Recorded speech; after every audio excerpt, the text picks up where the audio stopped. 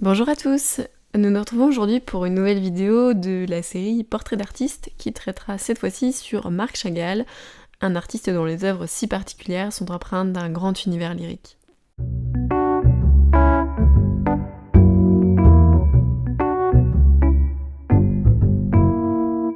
Marc Chagall, de son nom de naissance Moïse Zakharovitch Chagalov, est un artiste peintre né le 7 juillet 1887 à Vitebsk, en Biélorussie, et qui décédera le 28 mars 1985 à Saint-Paul-de-Vence. Il est originaire d'une famille juive. La peinture religieuse, notamment, est alors inexistante dans sa famille, puisque leur religion leur refuse la représentation du Dieu. À l'âge de 23 ans, il arrive à Paris. Et là, il y découvre le fauvisme et le cubisme. Il découvre aussi l'usage des couleurs vives, une pratique qu'il n'abandonnera jamais plus. En effet, il dira plus tard lui-même qu'il fut assez surpris à son arrivée à Paris de voir toutes ces couleurs, car en Russie, les peintures étaient souvent sombres à cette période. C'est aussi à cette époque qu'il deviendra ami avec Apollinaire, un poète et critique d'art renommé. Déjà avant la Première Guerre mondiale, Chagall s'impose sur la scène européenne. En 1914, il retourne faire un séjour dans son pays natal, un séjour qui sera prolongé de force compte tenu de la déclaration de la Première Guerre mondiale. En 1915, il épouse Bella, sa muse, que l'on retrouve souvent dans ses tableaux. Il y aura avec elle une fille et de nombreux tableaux. C'est la révolution bolchevique qui le propulse en 1917 responsable des beaux-arts de sa ville. En 1925, il rentre à Paris et Ambroise Vollard devient son marchand personnel. Ambroise Vollard, c'était un marchand qui, on peut le dire, avait du nez. À cette période, en plus d'être le marchand de Chagall, il était aussi le marchand de Cézanne, Matisse, Picasso et d'autres encore. En 1937, Chagall obtient la nationalité française. C'est un fait important car c'est ce qui le protégera, un temps du moins, des persécutions subies par les Juifs en Russie. Malgré cela, il finit par se faire arrêter par les nazis en 1941. Il s'exile alors aux États-Unis, un pays qu'il ne parviendra jamais à aimer. Il n'apprendra d'ailleurs jamais l'anglais, considérant qu'il avait déjà passé bien trop de temps à apprendre un mauvais français pour recommencer avec une autre langue. Marc Chagall était aussi un peintre de commande. La plus célèbre qu'il réalisa fut celle du plafond de l'Opéra Garnier, dans les années 60. Mais il réalisa aussi en 74 une série de vitraux pour la cathédrale de Reims. Parmi ses œuvres, Chagall faisait toujours vivre une émotion. On pouvait sentir un mouvement. Toutes ses œuvres étaient privées de gravité, parfois même de sens, ni haut ni bas. Il parvenait à happer le spectateur dans un monde fantastique, poétique, où, sans gêne, il nous dévoilait sa vie, son humeur, ses peurs et ses bonheurs. Le tableau Double portrait au verre de vin en est un très bon exemple. Il fut peint entre 1917 et 1918 et représente Marc Chagall et sa femme Bella. Ce tableau fut donc peint en pleine guerre. Cependant, nulle part on ne voit la guerre. On ne voit nulle part la destruction ou les combats. Tout ce que Chagall veut nous montrer, c'est son bonheur, la joie intense qu'il ressent. Il flotte au-dessus de sa femme comme un joyeux jongleur. Lui et sa femme flottent d'ailleurs au-dessus de Vitebsk, une ville sombre et muette, dans une explosion de couleurs. Il est heureux. Il nous peint alors une ode à l'ivresse de l'amour. Le plafond du Palais Garnier, qu'il peindra en 1964, sera l'une des œuvres de l'artiste qui fera le plus de bruit. En effet, cette œuvre moderne vient recouvrir une toile classique peinte par Monsieur Leneveu en 1872, c'est-à-dire à l'origine de la construction du palais. Celle-ci s'intitulait « Les muses et les heures du jour et de la nuit ».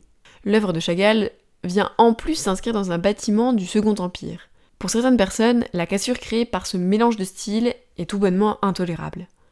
L'histoire raconte que la commande de M. Malraux en 1962, alors ministre des Affaires culturelles, avait été déclenchée après que celui-ci, assistant à une pièce de théâtre durant laquelle il s'ennuyait beaucoup, ait levé la tête pour regarder le plafond et l'ait trouvé tout aussi ennuyeux que la pièce. La réalité voudrait certainement que, conscient du drame qu'il allait déclencher, il décida de commander à son ami Chagall une toile pour le palais, profitant ainsi de l'engouement médiatique qui permettrait de remettre le Palais Garnier sur le devant de la scène culturelle. Toujours est-il qu'il fit la commande et que Marc Chagall, alors âgé de 77 ans, l'accepta.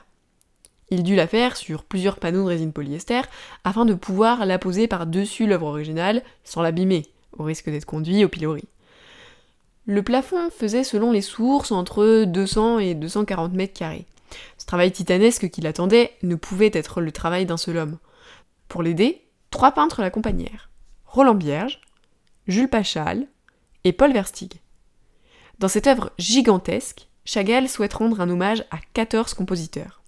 Sur le panneau central, on peut voir la Carmen de Bizet en dominante de rouge, Verdi, dont le sujet non précisé pourrait être la Traviata en dominante de jaune, Beethoven, avec Fidelio, en dominante de bleu et vert, et Gluck, Orphée et Eurydice, en dominante de vert.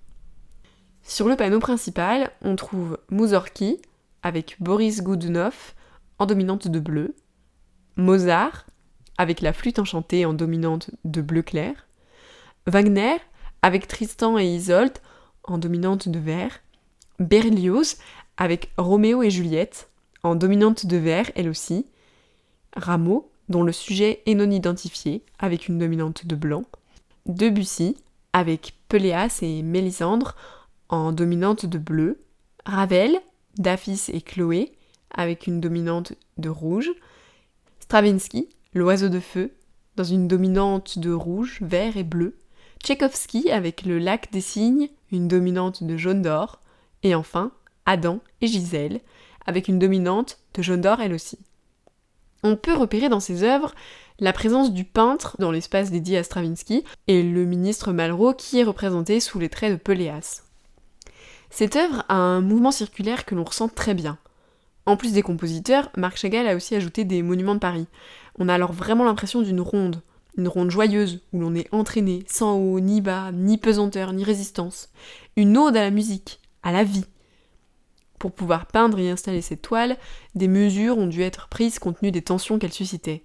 Ainsi, Chagall et ses 3 collègues durent la peindre dans l'atelier des Gobelins, secrètement, et une escorte militaire les accompagna lors de l'assemblage du plafond. Contrairement à ce qui fut dit à l'époque, Marc Chagall n'a pas du tout accepté cette commande pour de l'argent, tout simplement parce qu'il n'a jamais été payé pour celle-ci. Ce que l'on retient de Chagall, c'est avant tout l'univers sans pesanteur, des personnages qui volent, qui tombent. Dans ses œuvres, plusieurs éléments de sa vie reviennent de manière assez récurrente. Les couleurs vives et multiples, tout d'abord, qu'il découvrait, comme je vous le disais tout à l'heure en arrivant en France, sa muse, Bella, mais aussi ses 2 villes favorites, Vitebsk, tout d'abord, qui revient le plus fréquemment, mais aussi Paris, une ville qu'il aimera profondément. On retrouve aussi très souvent le violon, un instrument très présent dans la culture juive. Pour moi, Chagall reste avant tout ce qu'on appelle un peintre d'émotion, un peintre qui sait transmettre la joie, la tristesse, le bonheur, dans un style décalé et poétique. Le style surréaliste qu'il arbore lui permet de créer des compositions surprenantes, que l'on regarde avec un œil surpris, et parfois déstabilisé. Mais ses œuvres ont cette clarté qui nous aspire. Lorsqu'on les regarde, pas de doute, on ressent ce qu'il voulait nous dire. Pour moi, c'est cette clarté qui représente Chagall. Cette vidéo est maintenant terminée, dites-moi ce que vous en avez pensé en commentaire, je vous invite à vous abonner et à activer la petite cloche si vous voulez recevoir les notifications de mes futures vidéos. Et si vous voulez flotter au-dessus des villes en luttant contre la consommation de drogue, mettez un petit pouce bleu.